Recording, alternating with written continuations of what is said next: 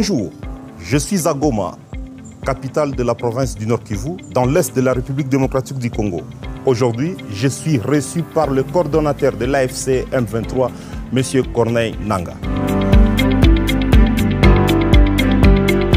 Monsieur Steve. Bonjour, monsieur le coordonnateur. Toujours aussi grand. Merci. Merci beaucoup, bienvenue. Merci, finalement nous avons notre interview. Ah, je suis à vous. D'accord. Vous allez bien? Je vais très bien. Et il fait beau à Goma? Ah oui, je pense. Dieu nous a dotés de tout, de la nature et du lac, de tout ce que tu peux avoir de bien. D'accord. Tout va bien. Je vais directement passer à poser des questions qui peuvent vous choquer, mais laissez-moi être journaliste. Je te connais indépendant. Pose tes questions librement. Discutons, c'est du Congo qu'on parle. D'accord. Monsieur le coordonnateur, la situation des droits de l'homme ici dans l'AFC, on vous accuse d'avoir tué près de 3000 personnes lors de votre arrivée. Quelle est votre réponse? Bon, je voudrais d'abord vous dire merci et bienvenue à Goma. Et avant de parler des questions des droits de l'homme, votre question, permet-moi de rendre hommage aux vaillants lions de Saramboué, l'armée révolutionnaire congolaise, ceux qui sont sur le terrain et qui d'autres sont tombés. Hommage à son chef d'état-major, son commandant, le général Sultani Makenga. Mais hommage aussi à ceux de ces combattants et cadres de l'AFC qui se sont donnés, qui se sont sacrifiés et qui se sacrifient encore pour la libération du Congo. Maintenant, revenons sur votre question touchant le droit de l'homme. Les droits de l'homme. Et les 3000 personnes. Je pense que nous sommes dans une lutte. Lutte pour les changements, lutte pour la paix, lutte pour la dignité des Congolais. Il y a un prix à payer. Mais cette lutte-là va de tous les sens. Il y a la lutte militaire, mais il y a aussi la lutte communicationnelle. Mais il y a aussi la lutte des mensonges. On utilise les mensonges comme une arme. Ça, ce sont des allégations mensongères. Et pour ça, je ne vais rien dire. Je vous dirai simplement que c'est des mensonges. La question est claire, que ce sont des mensonges, des allégations. Et un rapport est en cours de présentation qui sera fait bientôt sur la question. Avant votre arrivée ici, ou bien avant la prise de Goma par les forces de l'AFC, il y a deux députés nationaux, notamment, je peux citer un, Hubert Foulougouta, qui décriait la situation ici, on tuait chaque jour.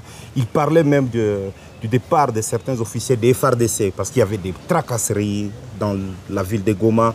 Est-ce qu'aujourd'hui, quelle est la situation dans les villes ou bien les zones sous contrôle de votre administration? Hommage à nos agents de sécurité. Nous sommes arrivés à Goma, on a trouvé les pillages. Le pillage a été arrêté. Aucune banque n'a été pillée. La population a été plus ou moins prise en charge. Et aujourd'hui, il y a des témoignages. Tu peux faire une semaine, 2 semaines sans entendre un coup de balle. Tout ça, c'est le travail fait par nos agents de sécurité et de l'ordre. Il y a les changements.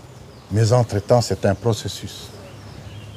Kinshasa, disons, avant d'entrer à Goma, c'était une poudrière. Vous avez différentes forces dans cette ville.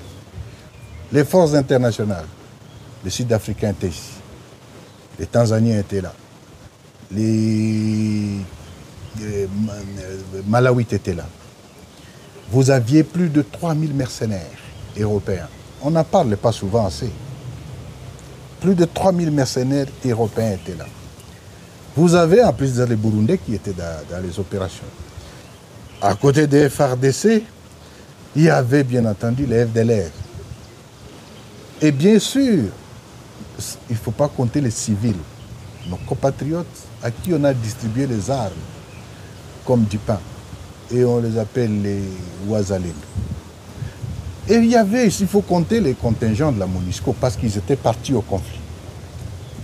Toutes ces forces hétérogènes, hétéroclites, sans commandement unique, c'était une poudrière qui avait créé l'insécurité, tracasserie, des barrières partout. Les cambistes, c'était les premières cibles, ils étaient tués tous les jours. Mais depuis notre arrivée, nous avons mis de l'ordre. Oui, je ne dis pas que la situation est devenue, nous sommes devenus au ciel. C'est un processus en cours et grâce surtout au professionnalisme de nos forces, la situation se stabilise. Les autorités civiles sont installées. Plus ou moins, on a trouvé qu'il n'y avait pas d'eau, l'eau a été installée. Ils avaient coupé l'électricité est revenue. La communication est là. Oui, d'autres challenges restent, bien entendu. Mais la situation sécuritaire se stabilise. Au moins, c'est un défi qui reste parce qu'on doit continuer à récupérer les armes et distribuer aux civils et à tout le monde. Il y a des bandits qui circulent encore et qu'on sort. Voilà la situation. Donc aujourd'hui, la situation tend plutôt vers le bien. D'accord. Et j'ai essayé un peu de parler avec la population. Sincèrement, la population n'en peut plus. Pas de banque à Goma. Votre CADECO semble ne pas être encore opérationnel. Qu'allez-vous faire? La situation, vous dites que la population n'en peut plus parce que les banques ont été fermées. C'est une décision délibérément prise par M. Tshilombo pour punir la population de l'Est. Parce qu'ils sont swahiliphones. Les banques sont fermées sur ordre de Tshisekedi. Ce que je voudrais dire, que ça ne procède que d'un crime de guerre. Ce n'est pas une tactique de guerre, pas du tout. Les banques sont fermées par Kinshasa. Je voudrais dire ici et prendre la communauté internationale en témoin. L'argent détenu par ces banques n'appartient ni à l'État congolais, ni à la famille de Tshisekedi, et moins encore aux banquiers. L'argent appartient aux épargnants, à la population, aux enseignants, aux agriculteurs, aux opérateurs économiques, aux médecins qui vivent à l'Est. Ils ont pris la décision de fermer les banques. En fait, c'est une tentative de vol. Ils veulent voler l'argent des gens du Kivu. Mais c'est une situation difficile que nous gérons. Nous ne nous plaignons pas. Qu'est-ce qu'un enseignant a à voir avec la révolution? De toute façon, nous, les responsables de la révolution aujourd'hui, nous n'avons aucun compte dans les banques. Entre-temps, devant cette situation, on ne va pas rester les bras croisés. Nous sommes en train de prendre des solutions alternatives. Et c'est de là que tu parles de la CADECO. Ce n'est pas ma CADECO. La CADECO n'est pas à moi. C'est parmi les solutions palliatives que nous avons entreprises et que nous sommes en train d'opérationnaliser la CADECO dans ce sens. Il n'y a pas que la CADECO. Nous avons institué une autorité de régulation du secteur économique, financier et des assurances. Cet organe va jouer le rôle de la Banque centrale et c'est cet organe qui va nécessairement donner et qui va notamment donner des licences pour la création de nouvelles banques. Mais d'autres alternatives sont aussi là. Entre autres, l'utilisation aujourd'hui de la monnaie virtuelle, la monnaie électronique. Ça se fait dans d'autres pays aujourd'hui, au Kenya, quand vous allez en Tanzanie, au Rwanda ou en Ouganda. Même pour payer les taxis, on paye par les mobile money. Ce sont des solutions comme ça qui sont en cours. La CADECO est en Serava. On entame la réforme quant à la CADECO. Elle va devenir une banque à part entière. Donc, vous semblez me dire que votre administration est bien, le mouvement est bien administré. Mais nous organisons, okay. Nous représentons l'État et nous gérons. Des situations difficiles auxquelles nous faisons face, nous n'allons pas à Washington, nous n'allons pas, je ne sais pas, à Paris pour pleurnicher comme fait l'autre. Nous trouvons des solutions à nos problèmes. Et c'est ça la réalité. Il y a un scandale qui vient de se passer d'ailleurs à Kinshasa avec le propos de Nicolas Kazadi. Est-ce que les propos de Nicolas Kazadi vous choquent ou vous réconfortent?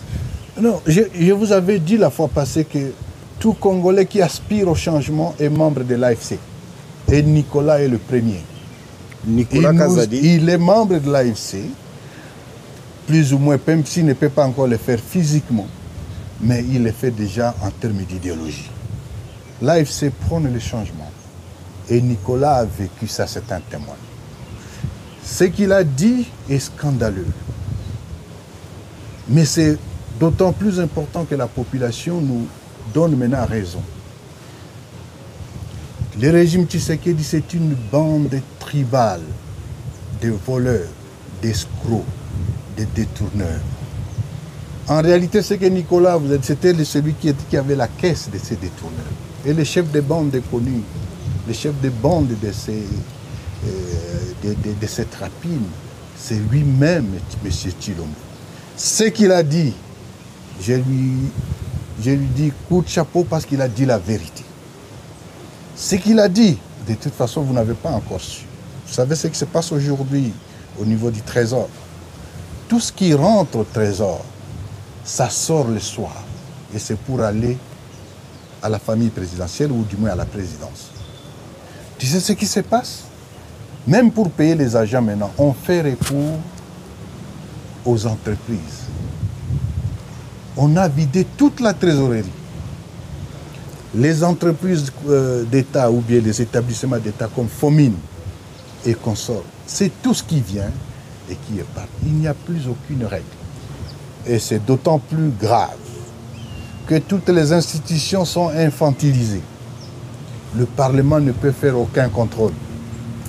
Et tout ministre qui ose même dire que non, telle entreprise, on va faire un contrôle, c'est lui-même le voleur en chef, le président, le M. Tshilombo, qui interpelle les assemblées nationales, les membres, les députés nationaux et les sénateurs de ne pas interpeller les ministres, qui demande aux ministres d'arrêter de suspendre ou de prendre des actions disciplinaires quelconques contre les mauvais gestionnaires d'entreprise. C'est grave.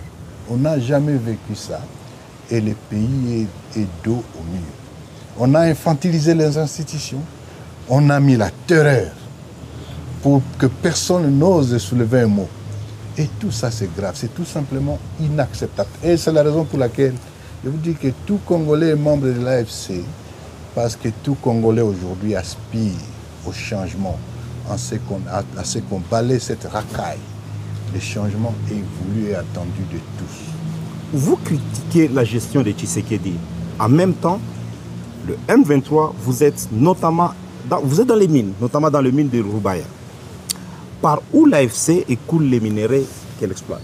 Non, corrige, rectifie d'abord. Comment je vais rectifier? Non, vous êtes dans les mines. L'Alliance Fleuve Congo ou les M23, nous ne sommes pas dans les mines. Mais vous contrôlez Roubaïa. Nous sommes en train d'administrer l'espace libéré. Quand on administre, on n'est pas dans les mines. Je ne suis pas minier. Je ne suis pas un homme d'affaires. Non.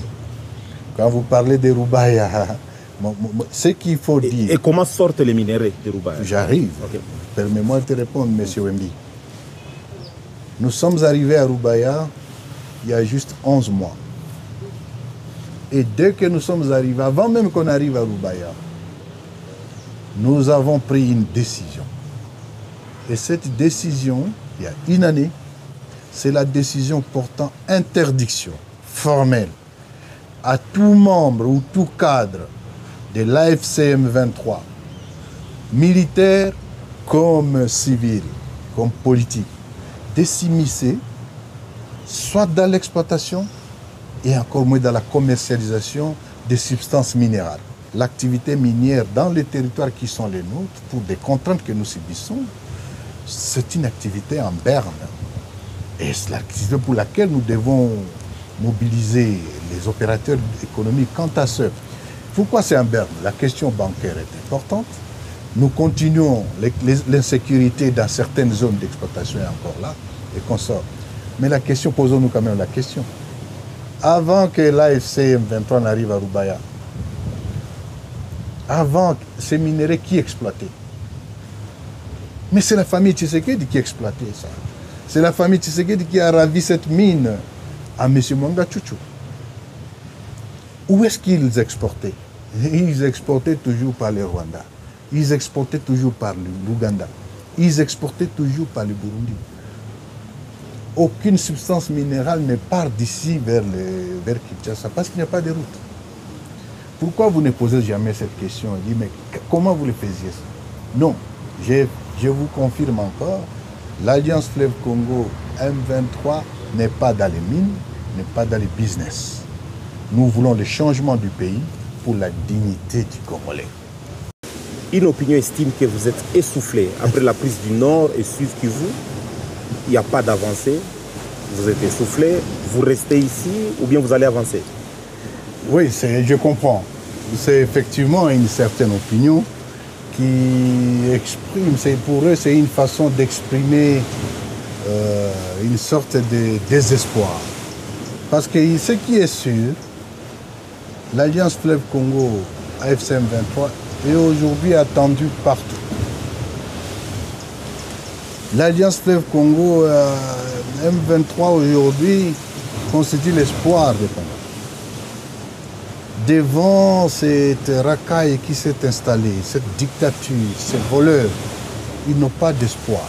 Ils ont vu en l'avancée de l'Alliance Fleuve Congo comme un espoir.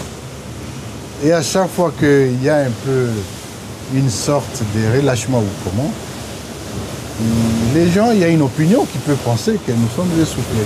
C'est normal. Nous leur disons que nous avons notre plan et nous exécutons un plan. Et le plan n'a pour finalité qu'amener des changements, enlever la dictature, donner la dignité aux Congolais, régler les problèmes et résoudre les problèmes du Congo. Pas aller pleurnicher à gauche, à droite, pour dire que non, le salut du Congo viendra de nous-mêmes. Qu'ils nous attendent. Et nous les remercions pour l'espoir qu'ils mettent en nous. Mais surtout, nous remercions les mamans et les papas qui dorment à genoux pour prier pour nous. Ayant compris que non, c'est l'alternative. Et désormais, celle qui vient de l'Est, à partir de l'Alliance Fleuve Congo AFC M23. L'accord des principes en vue, RDC Rwanda, les négociations de Doha, médiation de l'Union africaine. Quel avenir si vous continuez à réclamer le départ de Félix Tshisekedi? C'est quoi les enjeux de l'accord à venir? Une transition? Partage du pouvoir? Des postes? Bon, tu as dit tellement de choses. C'est ça, malheureusement. C'est un panier à crabe, également. Je reconnais ce que je constate comme vous. C'est que aujourd'hui, il y a plusieurs initiatives. Devant la crise multiforme de notre pays, il y a plusieurs initiatives qui sont prises à gauche et à droite, au niveau interne. C'est la démarche initiée par l'Église catholique et l'Église protestante, nos pères spirituels. Oui, nous saluons cette démarche parce que pour nous, nous avons toujours pensé que la crise multiforme à laquelle fait face la RDC a d'abord une solution politique ou institutionnelle. Malheureusement, ceux qui sont de l'autre côté, Kinshasa, n'entendent que le langage des armes. Les autres initiatives se sont prises ou se prennent au niveau sous-régional. C'est le cas du processus de Luanda, le processus de Nairobi. Il y a un autre processus qui est désormais mis en place par l'EAC et SADC. Mais entre-temps, les nations, disons l'Union africaine, a désigné un médiateur en la personne de son Excellence Faure Gnassingbé et Adema, le président togolais. Mais il y a autant de facilitateurs qui sont désignés aussi dans la même démarche. Et la dernière initiative, ou les dernières initiatives, sont celles qui sont prises au niveau international. C'est le cas de Doha, c'est le cas de Washington. Bon, toutes ces initiatives ont la prétention de ramener la paix. La question peut-être s'est posée de savoir, du fait qu'elles se juxtaposent par moment, et elles apparaissent des fois comme une cacophonie qui se contredisent ou comment. Mais l'essentiel, c'est l'élément paix qui est là-dedans. Et c'est ce qui nous intéresse. Parce que nous avons toujours dit, nous à l'AFCM 23, nous avons toujours dit, nous pensons que la solution peut être, et doit être politique. Et pour cela, il y a la bonne foi que nous avons toujours présentée. Partout où on nous invite, nous sommes présents. Et nous donnons les actes de bonne foi. Est-ce que nous sommes là pour les postes? Non. Quel poste est-ce que M. Tshisekedi peut donner à qui? Et en vertu de quoi il n'est pas légitime? Nous ne le reconnaissons pas comme président. Il n'a jamais gagné aucune élection. Et aujourd'hui, nous allons nous disputer des postes avec lui. Non. Il y a des problèmes de fond. Il faut régler la crise congolaise, le problème de la crise congolaise qui est multiforme. Mais il faut surtout examiner les causes profondes de cette crise pour qu'une fois pour toutes, qu'on soit plus ou moins à mesure de dire que non, ceci ne reviendra plus jamais. D'accord. Alors, à quand la réouverture de l'aéroport de Goma? La réouverture de l'aéroport de Goma est tributaire de plusieurs facteurs. D'abord, ce qu'il faut savoir qu'avant leur départ, sur ordre de M. Tshilombo, la tour de contrôle de l'aéroport a été détruite, pillée même. Et certains chars de FARDC et des forces de SAMI avaient créé et circulé sur la piste. Mais surtout, il y a beaucoup d'éléments, d'objets explosifs qui sont encore là. C'est-à-dire que le préalable pour penser à l'ouverture de l'aéroport, c'était d'abord l'évacuation aussi de toutes ces troupes qui étaient là, les FARDC qui étaient là, dans les bases de la MONUSCO. C'est en cours. Après cela, une étude sera faite. Et nous ferons donc cette étude technique pour voir comment ça devrait le faire. Mais s'il y a quelqu'un ou s'il y a des gens qui sont le plus demandeurs de l'ouverture de l'aéroport, c'est d'abord l'Alliance Fleuve Congo. Quel lien que vous avez entre l'ancien, vous, l'AFC, vous avez avec l'ancien président de la République démocratique du Congo, Joseph Kabila? Est-ce que parce que le gouvernement congolais l'acquise des concepteurs, coordonnateurs, initiateurs même de votre mouvement? Bon, ce qu'il acquise, allez demander à ceux-là. Oui. Quel est le lien que vous avez? Quel est le lien que nous avons? Monsieur, son Excellence, Monsieur Joseph Kabila Kabange, est l'ancien président de la République démocratique du Congo. Il a un statut constitutionnel. Il est en même temps un sénateur à vie. Ce que j'ai toujours regretté, c'est que nul n'est prophète chez soi. Dans d'autres cieux, c'est une ressource, un monsieur comme celui-là. Je vois comment les gens se précipitent pour chercher les anciens chefs d'État partout pour venir aider le problème à la crise congolaise. Ça m'étonne, parce que vous en avez un qui connaît d'ailleurs mieux le problème et qui peut aider à cela. Mais on a choisi, M. Tshilombo a choisi de les jeter dehors, l'accusant à qui veut l'attendre, devant qui veut l'attendre, qu'il est ceci ou cela. Quel rapport moi j'ai avec lui, personnellement? Moi j'ai travaillé avec M. Joseph Kabila comme chef de l'État et moi comme l'animateur de l'une des institutions, et pas n'importe laquelle. Oui, la CENI. L'une des institutions la plus sensible. J'ai apprécié la façon dont il travaille, j'ai apprécié la rigueur, j'ai apprécié surtout la lucidité et la sagesse. Je garde des rapports professionnels avec lui. Maintenant, il va venir, éventuellement, j'ai appris qu'il serait en route pour venir à Goma. Non, mais on avait annoncé les médias. Non, est-ce que je peux vous répondre? Oui. J'ai appris qu'il venait à Goma. Nous, et pour nous, il sera le bienvenu. Il n'est pas encore arrivé. Ça, c'est un fait. Mais entre-temps, les agités de Kinshasa se sont précipités pour prendre des décisions pour ceci. C'est un indicateur. Il dit qu'on ne gère pas le pays avec les émotions, avec des sentiments. C'est tout simplement grave. Et c'est ça les indicateurs de la dictature qui est inacceptable. Quel rapport M. Tshisekedi, M. Kabila est avec nous? Vous le considérez comme un Congolais. Va-t-il venir ici? je vais vous dire que non, dès la prise de Goma et hommage à nos pères spirituels, les évêques catholiques et protestants sont arrivés à Goma. Ils m'ont béni, ils nous ont bénis, ils ont béni cette terre, c'est le Congo. Et depuis, c'est des gens qui se bousculent.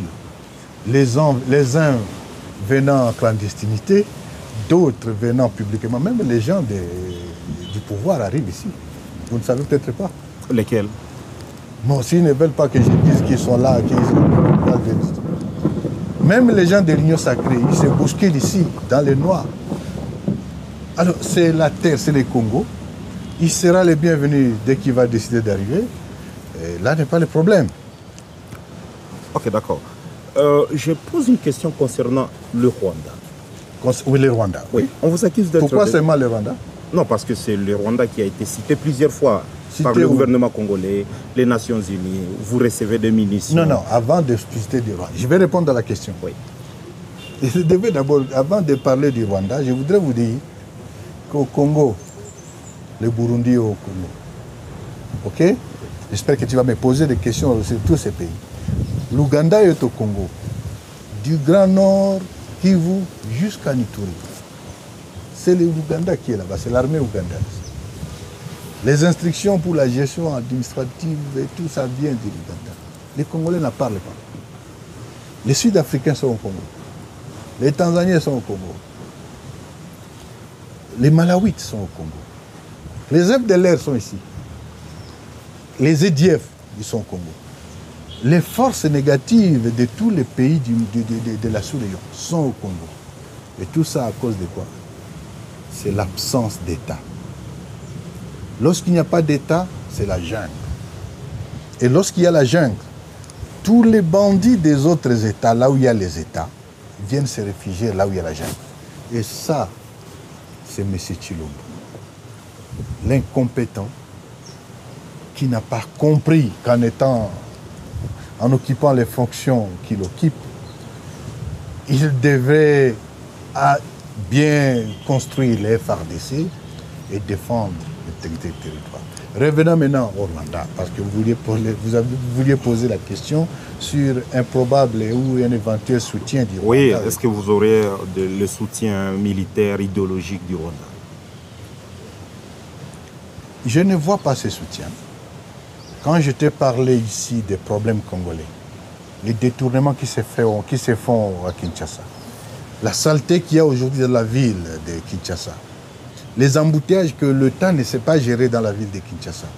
Quand je t'ai parlé de la mauvaise gouvernance, quand je t'ai parlé qu'il y a des Congolais qui sont stigmatisés, qui sont brimés, qui refusent, ce n'est pas un problème du Rwanda. Mais non, il faut peut-être dire que non, nous nous battons pour les problèmes congolais. Nous sommes des Congolais. Mais je dois avouer que parmi nous, il y a des Congolais qui sont rwandophones, qui parlent le Kinyarwanda comme leur langue maternelle. Je ne sais pas ta langue maternelle, c'est quoi? Moi, je suis du Maniema, Kibombo. Toi, Kikusu. Non, je te dis la langue maternelle. Kikusu. Kikusu. Ouais. Oui, nos compatriotes de Rutshuru, de Nyiragongo, de Masisi et du Haut-Plateau à Fizi. Leur langue maternelle, c'est Kinyarwanda. Donc tous ces problèmes-là, tous ces Congolais-là, dès qu'on voit quelqu'un qui parle Kinyarwanda, on dit qu'il est... Non, nous n'avons pas de soutien rwandais. Mais entre-temps, il faut aussi vous poser la question. Parce qu'il y a tous ces autres pays qui sont là parce que leurs bandits sont ici au Congo. Et vous l'avez aussi, M. Tshilombo l'a dit et il continue à le dire, que son objectif premier était de déstabiliser le régime de Kigali. Que le régime de Kigali ait pris ses dispositions pour se prévenir de cette menace. Moi, je n'en sais rien. Nous, on n'a pas le soutien rwandais. Nous luttons pour le problème congolais. Et nous sommes des Congolais. Dans les mines, notamment dans les mines de Rubaya, par où l'AFC écoule les minerais qu'elle exploite?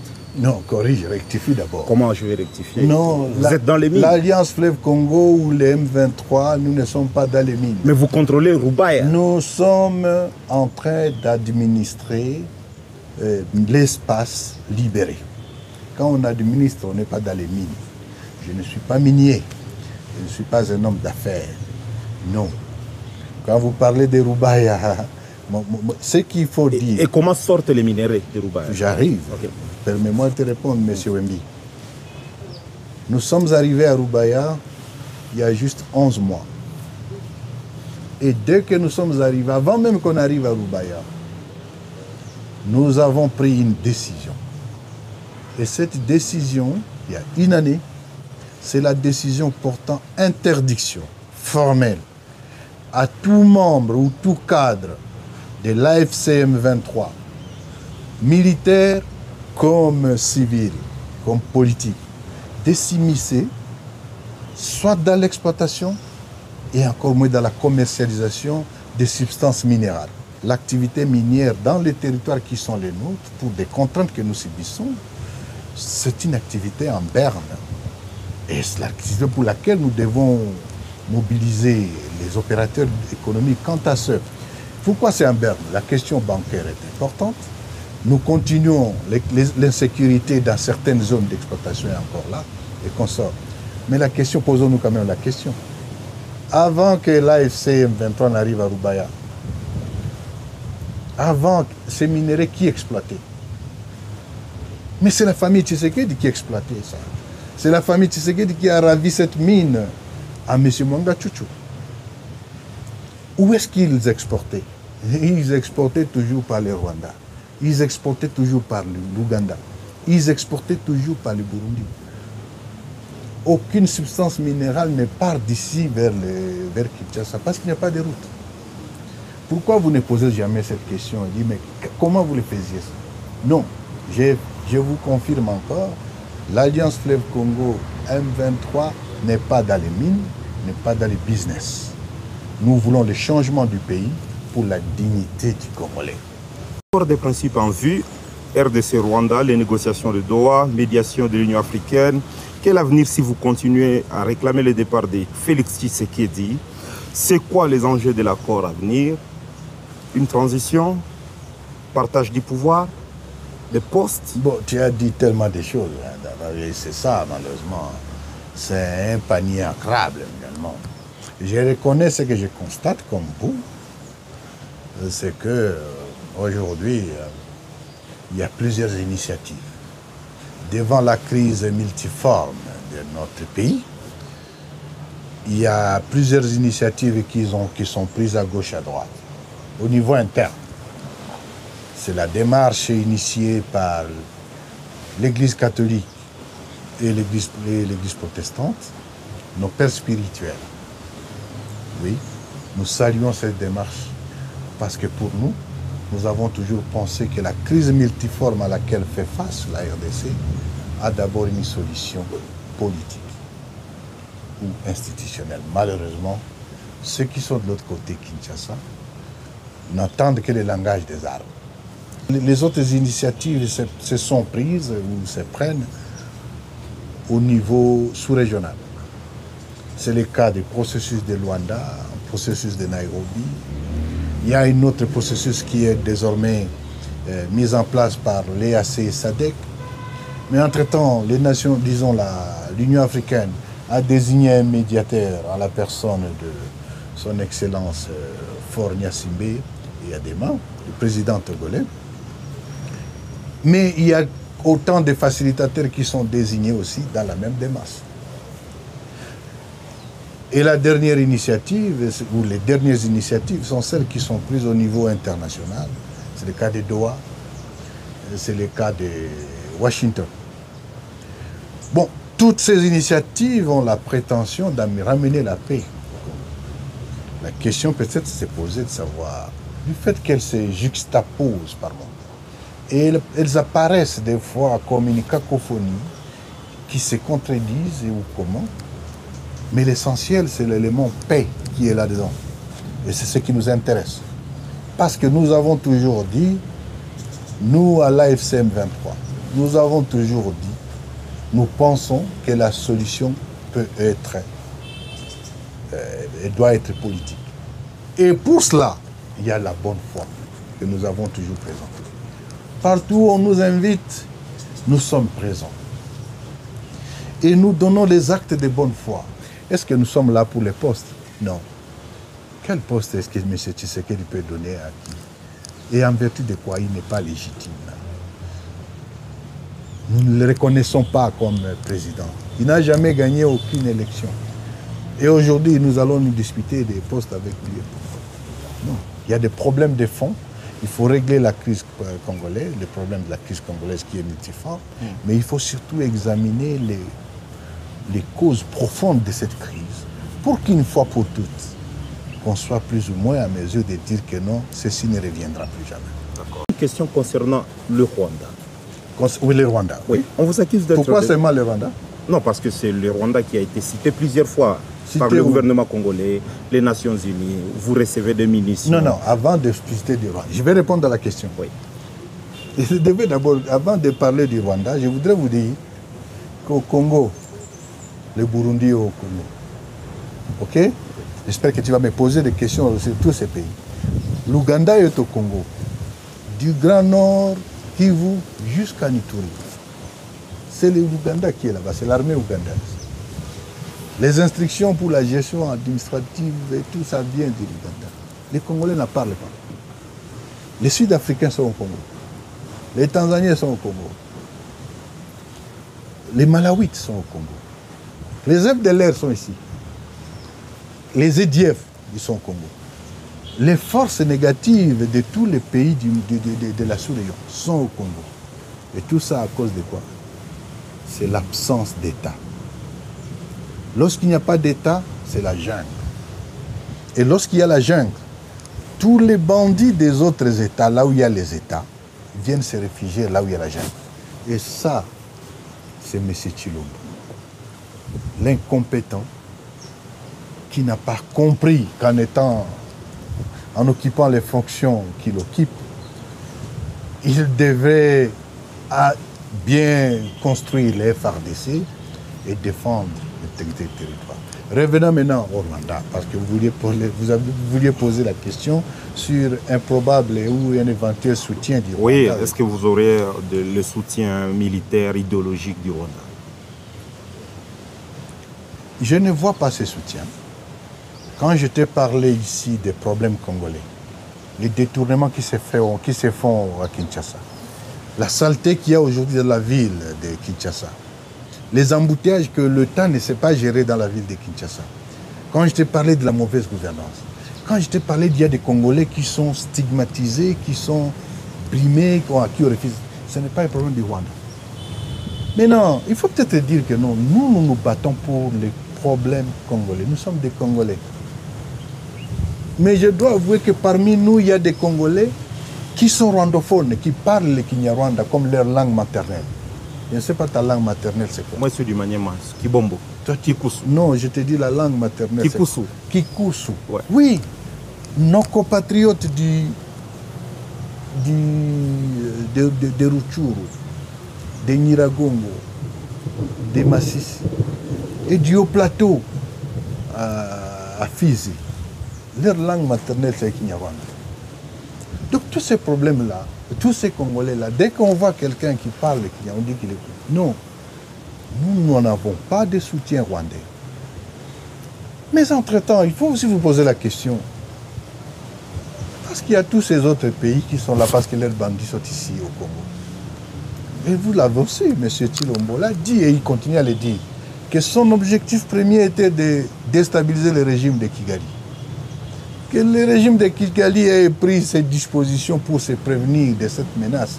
Moi, je n'en sais rien. Nous, on n'a pas le soutien rwandais. Nous luttons pour le problème congolais. Et nous sommes des Congolais.